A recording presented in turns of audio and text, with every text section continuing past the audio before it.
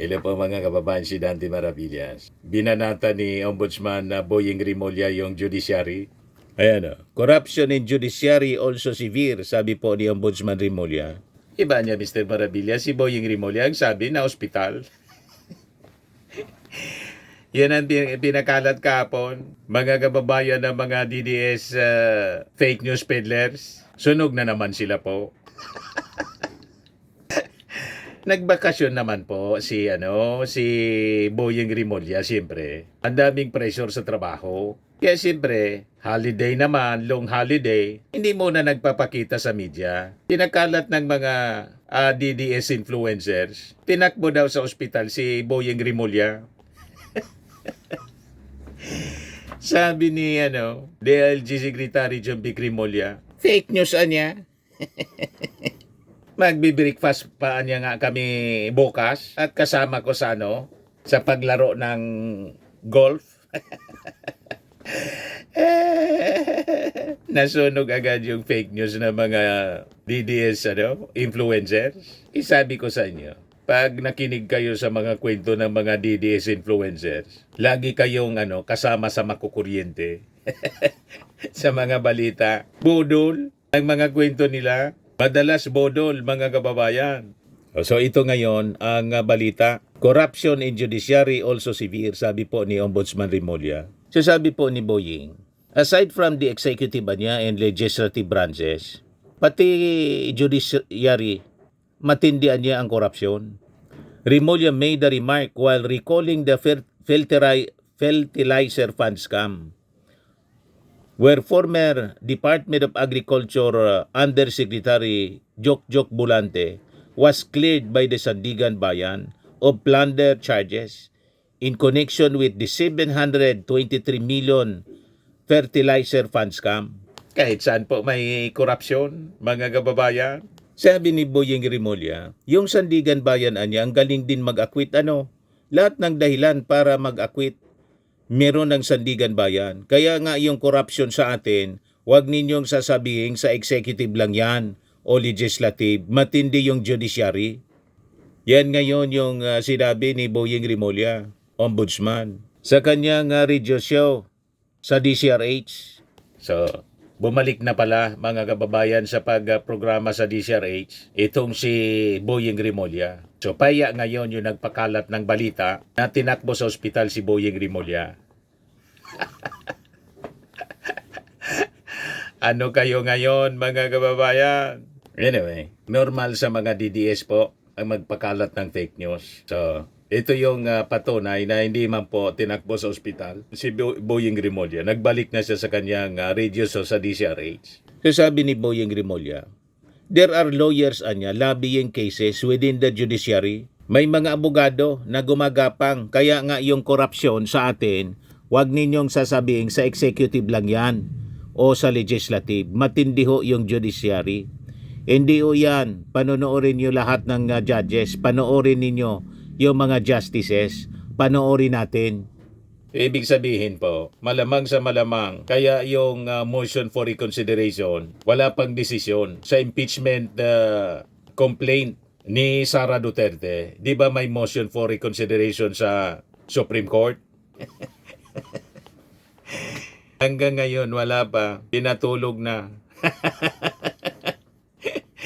So anong ibig sabihin mga kababayan? So ito siguro yung minimin. Hanggang sa judiciary, matindihan niya severe ang korupsyon, sabi po ni Boyeng Rimulya. Watch all the judges anya. Watch the justices. Let us watch. Rimulya also brought up Priority Development Assistance Fund or FIDAP cases where several accused were acquitted. Yung FIDAP niya, huling-huli yun. Huwag mong sabihin na mahina yung ombudsman sa ebidensya, sabi ni Rimulya. Rimulya said that by January 15, the Office of the Ombudsman will have 20 new lawyers for prosecution and litigation. Matindihan niya yung korupsyon, hindi lang sa executive or sa legislative, pati sa judiciary. Kaya niya si Jokjok Bulante na nasabit sa PDAP scam na acquit. Money talks kasi po, mga kababayan. Yes, sari-sari yung reactions ng mga netizens. Please do what is right sooner than later. Forge ties with fellow crusaders. Together, there is strength tulad ng walis tingting. Yung mga na-appoint ng mga hukom sa judiciary, may tiwala ang taong bayan with high standard qualification. Ikaw, na-appoint na ombudsman, presidente lang naman may tiwala sa'yo, pero ang taong bayan wala. Dumadaan po yung ombudsman sa Judicial and Bar Council. Hindi lang yung presidente. Sinasala po. Yan ang proseso. Sabi ni Kim Soyun, totoo naman talaga sinabi ni Remulla. Lahat ng mga senador may kaso sa Sandigan Bayan, ang mga may hawak ay na-acquit lahat. Kita na ang evidence pero acquitted pa rin. Matagal na yan. Kaya nga walang nakukulong na mga malaliking politiko sa kaso ng pagnanakaw. Sabi ni Sind Mijares, nakapagsalita pa pala. Isa yun sa biktima ng fake news na si Boying Remulla na itinakbo sa ospital. O diba, mga kababayan, nakapagsalita pa pala niya. Yan kasi nakikinig kayo sa fake news. Mga DDS influencers na pabrika ng fake news.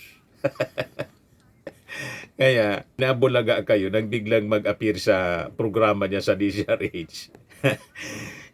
Itong si Boying Ombudsman Remulla. Sabi ni Franza dyan, mukhang hirap ka na tumayo, boss Sabi ni Dodong Roca Garcia, ghost na yan. Sabi ni Saldi Tabilas, kaya nakakaawa mga farmers natin Hanggang fertilizer ba naman nila kinurakot, matagal na po itong ginagawa ng DA. Wala lang boses ang mga kapwa farmers kasi pag may kaso, lusot pa rin kasi nababayaran ang mga husgado talaga dyan. Sabi ni Elpidio, lahat na yata ng constitutional body ng gobyerno ay balot ng anomalya. Paano ba ito babaguhin?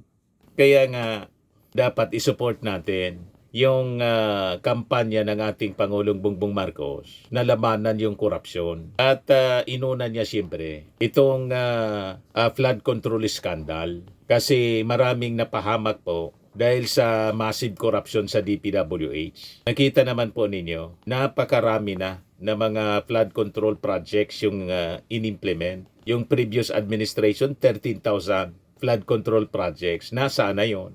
Yung present administration, 9,000 flood control projects. Ayun, na-discover ng ating Pangulo, napakarami pala sa mga flood control projects kung hindi ghost, substandard. Kaya in-expose niya po mga kababayan. Siya mismo yun na nanguna sa kampanya. Simula doon sa kanyang zona, sinabi niya sa pagmumuka mismo ng ating mga congressmen and senators, maya naman kayo. O di ba? Kaya dadagdagan po ng ombudsman yung kanilang mga prosecutors na mag-iimbestiga po sa korupsyon kasi it is expected marami po ang masasampa ng kaso sa Office of the Ombudsman at sa Sandigan Bayan mga kababayan. Sabi ni Paulo Galopo, buhay pa pala siya. Yung mga DDS po, mahilig mag-wish ng masasama sa kapwa. Pero kami, never kami na mag-wish ng masama sa mga Duterte. Ang wish nga namin, na sana si Digong po, lampasan pa yung edad ni Juan Ponce Enrile. Di ba? Dapat yun ang wish natin para ma-enjoy pa mga kababayan ni Digong ang mahabang buhay habang nagbumuni-muni siya sa kanyang mga pinagagawa nung siya presidente pa. Di ba? Pero pag namatay na si Digong, di tapos na yung accountability niya. Tapos na. Pero kung buhay lang si Digong, mahabang panahon, pwede ninanamnam niya mga kababayan yung mga pagkakamali niya mga kababayan na nagawa bilang isang leader ng ating bansa. Tama po? Kaya ang wish natin mga kababayan, umaba pa sana ng mahabang-mahaba, alampasan pa si Juan Ponce Enrile ni Digong. Dapat ganun po. Pero ito mga DDS, mahilig mag-wish na mamatay na sana niya kayong lahat. Tuwang-tuwa sila nang mamatay si Akop. Di ba? Ganon kasama ng mga pag-ugali niya. At tapos ngayon, may nagpakalat ng balita na si Boying Rimulya tinagbo sa ospital. Ayun, parang mga natubigang palaka. Nag-ingay sila sabay-sabay kahapon. Fake news pala. Di masama yung loob ninyo ngayon. Kasi buhay pa si Boying Rimulya. Ang buhay ng tao mga kababayan na may kontrol niyan, yung ating Panginoon. Sabi di ba, God giveth and God taketh. Ganon. Anyway, mga kababayan, yun lang ang ating short video ngayon. Ako po si Dante Maravillas. Bye-bye. God bless.